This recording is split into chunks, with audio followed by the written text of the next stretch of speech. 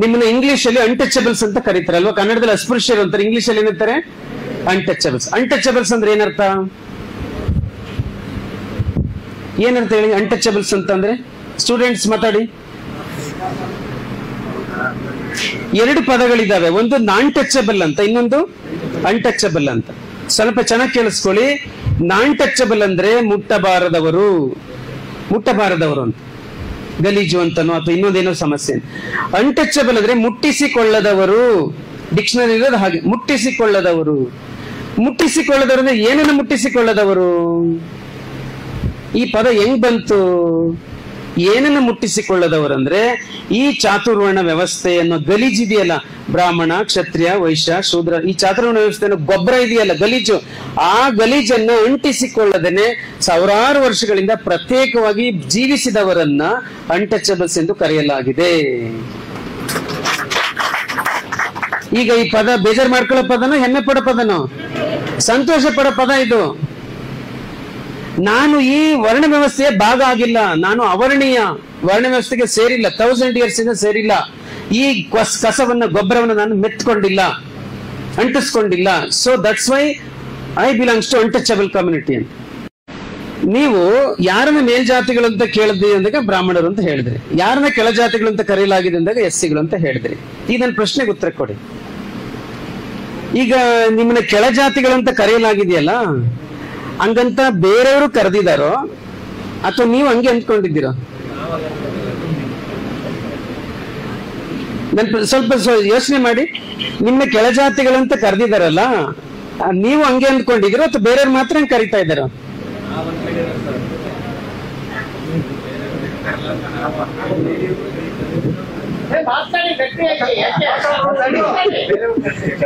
ಸ್ವಲ್ಪ ಸೂಕ್ಷ್ಮ ಯೋಚನೆ ಮಾಡಿ.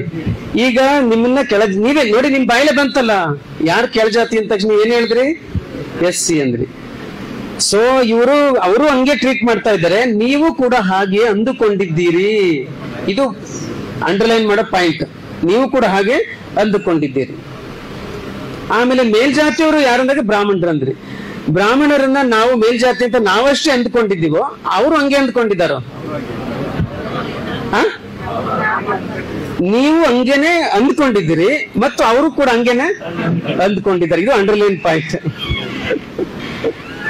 ಗೊತ್ತಾಯ್ತಾ? ಅಂಡರ್ಲೈನ್ ಮಾಡ್ಕೊಳ್ಳೋ ಪಾಯಿಂಟ್. ಸೊ ನಾನು ಅದನ್ನ ಆ ಮ್ಯಾಟ್ರಿಗೆ ಹೋಗಲ್ಲ, ಈ ಮ್ಯಾಟ್ರಿಗೆ ಬರ್ತೀನಿ. ಸೊ SCಗಳು ಕೇಳುವಂತ ಬೇರೆಯವರು ನಿಮ್ಮನ್ನ ಭಾವಿಸುತ್ತಾರೆ ಮತ್ತು ನೀವು ಕೂಡ ಹಾಗೆ ಅಂದುಕೊಂಡಿದ್ದೀರಿ. ನನ್ನ ಪ್ರಶ್ನೆ ಇದ್ರೆ ನೀವು ಯಾಕೆ ಹಂಗೆ ಅಂದ್ಕೊಂಡಿದ್ದೀರಾ ಅನ್ನೋದು ಕ್ವಶನ್. ಇವಾಗ ಈಗ ಮುಸ್ಲಿಮರ ವಿಷಯಕ್ಕೆ ಬರೋಣ. ಮುಸ್ಲಿಮರಿಗೆ ನೀವು ಅವ್ರನ್ನ ಕೀಳುವಂತ ಒಂದು ವರ್ಗ ಅಥವಾ ಒಂದು ಸಂಘಟನೆ ಅವ್ರನ್ನ ಬಿಂಬಿಸುತ್ತೆ.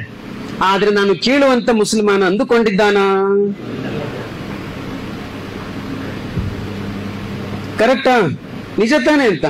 ನೀವು 1000 ಜನ ಸ್ಟೂಡೆಂಟ್ಸ್ ಇರೋ ಜಾಗದಲ್ಲಿ ಒಂದು ಹುಡುಗಿ ಬುರ್ಕ ಹಾಕೊಂಡು ಹೋಗ್ತಾಳೆ ಅಂದ್ರೆ ಅವಳ ಮಾನಸಿಕವಾದ ಧೈರ್ಯ ಎಷ್ಟಿರ್ಬೋದು? ನಿಮ್ಗೆ ಆ ಧೈರ್ಯ ತೋರ್ಸಕ್ ನಿಮ್ಗೆ ಸಾಧ್ಯ ಇದೆಯಾ? ಸಾಧ್ಯ ಇದೆಯಾ ಅಂತ? ಇದು ತುಂಬಾ ಮುಖ್ಯವಾದಂತ ಪಾಯಿಂಟ್. 1000 ಜನ ನಿಮ್ನ ಏನಾದ್ರೂ ಅಂದ್ಲಿ, ಡೋಂಟ್ ಬಾದರ್. ನಿಮ್ಮ ಒಳಗಡೆ ನಿಮಗೆ ಆತ್ಮವಿಶ್ವಾಸ ಇರಬೇಕು.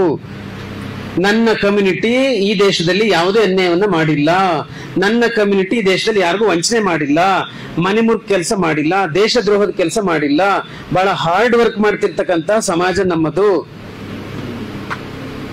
ಈ ಒಂದು ಹಿಸ್ಟ್ರಿ, ಈ ಒಂದು ಕಮಿಟ್ಮೆಂಟ್ ನಿಮಗಿದ್ರೆ ನಿಮ್ನ ಯಾರು ಇನ್ಸಲ್ಟ್ ಮಾಡಕ್ ಆಗೋದೇ ಇಲ್ಲ ಅಲ್ವಾ? ನಿಜ ತಾನೇ?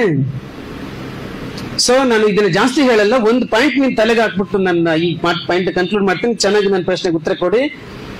ನಿಮ್ಮನ್ನ ಇಂಗ್ಲಿಷ್ ಅಲ್ಲಿ ಅನ್ಟಚಬಲ್ಸ್ ಅಂತ ಕರೀತಾರೆ ಅಲ್ವಾ, ಕನ್ನಡದಲ್ಲಿ ಅಸ್ಪೃಶ್ಯರು ಅಂತಾರೆ, ಇಂಗ್ಲಿಷ್ ಅಲ್ಲಿ ಏನಂತಾರೆ ಅನ್ಟಚಬಲ್ಸ್. ಅನ್ಟಚಬಲ್ಸ್ ಅಂದ್ರೆ ಏನರ್ಥ? ಏನಂತ ಹೇಳಿ ಅನ್ಟಚಬಲ್ಸ್ ಅಂತ ಅಂದ್ರೆ? ಸ್ಟೂಡೆಂಟ್ಸ್ ಮಾತಾಡಿ. ಎರಡು ಪದಗಳಿದಾವೆ, ಒಂದು ನಾನ್ ಟಚಬಲ್ ಅಂತ, ಇನ್ನೊಂದು ಅನ್ಟಚಬಲ್ ಅಂತ. ಸ್ವಲ್ಪ ಚೆನ್ನಾಗಿ ಕೇಳಿಸ್ಕೊಳ್ಳಿ. ನಾನ್ ಟಚಬಲ್ ಅಂದ್ರೆ ಮುಟ್ಟಬಾರದವರು ಅಂತ, ಗಲೀಜು ಅಂತನೋ ಅಥವಾ ಇನ್ನೊಂದೇನೋ ಸಮಸ್ಯೆ. ಅನ್ಟಚಬಲ್ ಅಂದ್ರೆ ಮುಟ್ಟಿಸಿಕೊಳ್ಳದವರು. ಡಿಕ್ಷನರಿ ಇರೋದು ಹಾಗೆ, ಮುಟ್ಟಿಸಿಕೊಳ್ಳದವರು. ಅಂದ್ರೆ ಏನನ್ನು ಮುಟ್ಟಿಸಿಕೊಳ್ಳದವರು?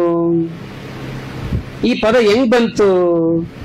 ಏನನ್ನು ಮುಟ್ಟಿಸಿಕೊಳ್ಳದವರಂದ್ರೆ ಈ ಚಾತುರ್ವರ್ಣ ವ್ಯವಸ್ಥೆ ಅನ್ನೋ ಗಲೀಜಿದೆಯಲ್ಲ, ಬ್ರಾಹ್ಮಣ, ಕ್ಷತ್ರಿಯ, ವೈಶ್ಯ, ಶೂದ್ರ, ಈ ಚಾತುರ್ವರ್ಣ ವ್ಯವಸ್ಥೆ ಗೊಬ್ಬರ ಇದೆಯಲ್ಲ, ಗಲೀಜು, ಆ ಗಲೀಜನ್ನು ಅಂಟಿಸಿಕೊಳ್ಳದೇನೆ ಸಾವಿರಾರು ವರ್ಷಗಳಿಂದ ಪ್ರತ್ಯೇಕವಾಗಿ ಜೀವಿಸಿದವರನ್ನ ಅನ್ಟಚಬಲ್ಸ್ ಎಂದು ಕರೆಯಲಾಗಿದೆ.